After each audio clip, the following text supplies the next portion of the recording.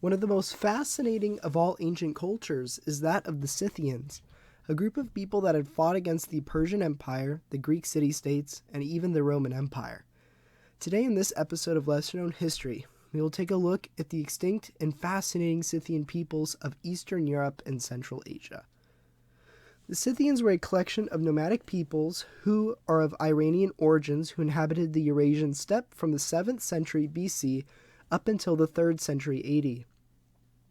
Their empire was centered around Crimea and the surrounding regions around the Black Sea, and their territory expanded into what is modern-day Russia, Ukraine, and western parts of Kazakhstan. They fought constant wars against their neighbors, primarily Achaemenid Persia, for dominance in the region around the Black Sea. The Cimmerian people were conquered after a 30-long-year war, thus allowing the Scythians to establish themselves in the Black Sea, northern Caucasus region in the 670s BC. Following this, the Scythians came into contact with the Achaemenid Persian Empire, and many battles were fought against the Persians. The Scythians were able to hold off the armies of King Darius and preserve their independence in the year 512 BC. The Scythians continued to grow in power and influence, eventually launching campaigns into Thrace and fighting the Greeks.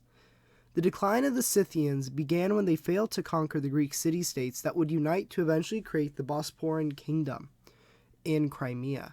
The Greeks asserted their independence and conquered land from the Scythians.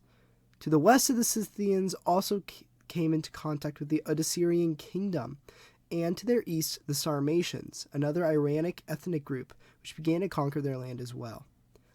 The Scythians finally met their match when they fought a war against Macedon.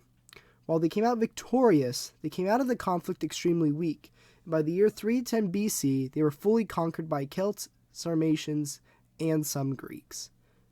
This, however, isn't the end of the Scythians. In 200 BC, a small group of Scythians created the Scythian Kingdom in Crimea, centered around the city of Scythian Neapolis. This ended when nearly 100 years later, their expansion brought them to blows with Mithridates the Great.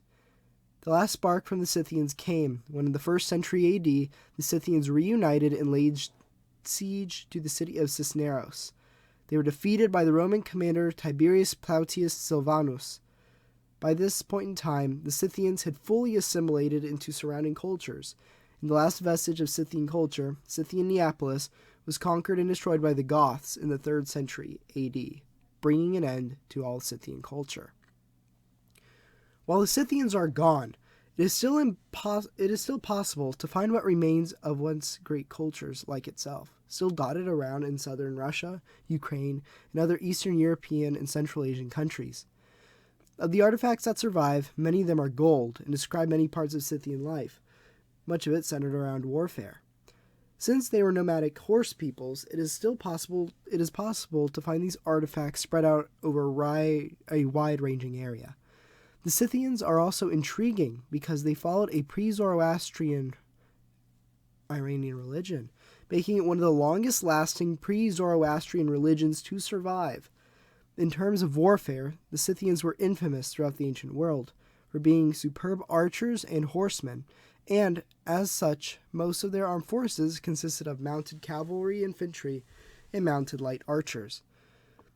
While they may be gone, Scythian culture has permeated throughout the Western world through accounts of the Macedonian campaigns, Herodotus, who traveled to Scythia on his famous 20-day ride through their territory, and Thucydides, the same person who talked about the plague of Athens and the Peloponnesian War.